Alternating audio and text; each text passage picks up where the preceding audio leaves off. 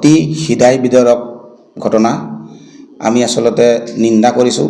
আৰু যি বুধেশ্বৰ গড়ৰ হত্যাকাণ্ডক সঁচাকৈ অমানৱীয় অত্যাচাৰ কৰি যি ধৰণে তেওঁক প্ৰহাৰ কৰিছে মাজমজিয়াত ডিগবৈ চহৰত, কোনো মানুহ নাছিল নেকি তাত?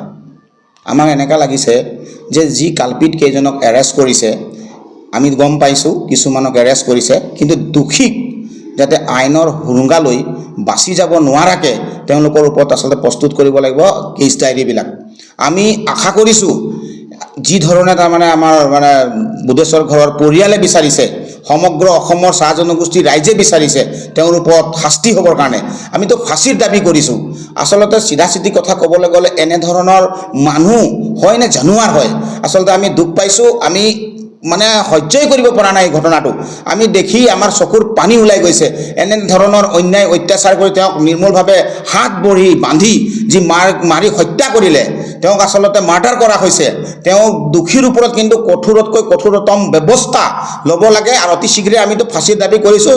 চৰকাৰে যাতে এই বস্তুটোত আইনৰ লগত যি ধৰণৰ যিকেইজন পুলিচ অফিচাৰ আছে, ইনভেষ্টিগেশ্যন IO অফিচাৰ আছে, তেওঁলোকক আচলতে এই দায়িত্বটো অলপ ভাল ধৰণে চকু দিবৰ কাৰণে আমি ভাৰতীয় চাহ মজদুৰ সংঘ অসম প্ৰদেশই অনুৰোধ জনাইছোঁ। আৰু তেওঁৰ পৰিয়াল আমি গম পাইছোঁ তেওঁৰ মহিলাও অসুস্থ অৱস্থাত আছে বুলি, গমেকেই নাপায় বোলে হাজবেণ্ডে ঢুকাইছে নে কি হৈছে। গতিকে সেই মহিলাগৰাকীৰো ট্ৰিটমেণ্টৰ ব্যৱস্থা কৰিব লাগে। আৰু যি সন্তান আছে বুলি শুনিছোঁ, সন্তানৰ ওপৰতো পঢ়া শুনা সকলো দায়িত্ব চৰকাৰে বহন কৰিব লাগে।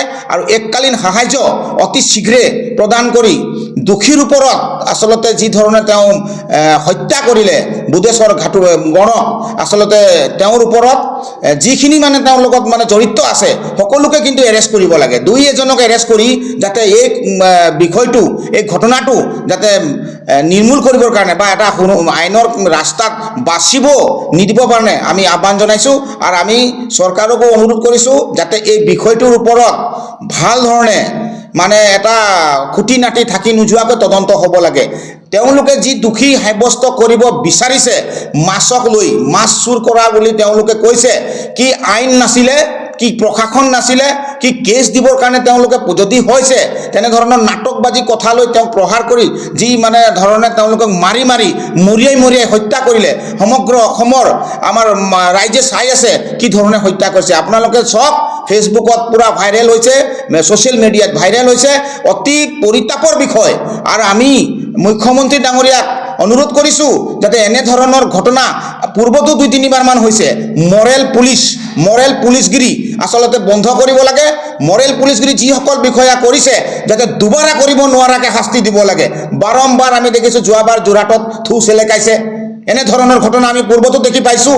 এতিয়াও আমি দেখিছোঁ ডিগবৈ নিচিনা চহৰত মৰিয়াই হত্যা কৰাটো বহুত লাজৰ আৰু দুখৰ কথা।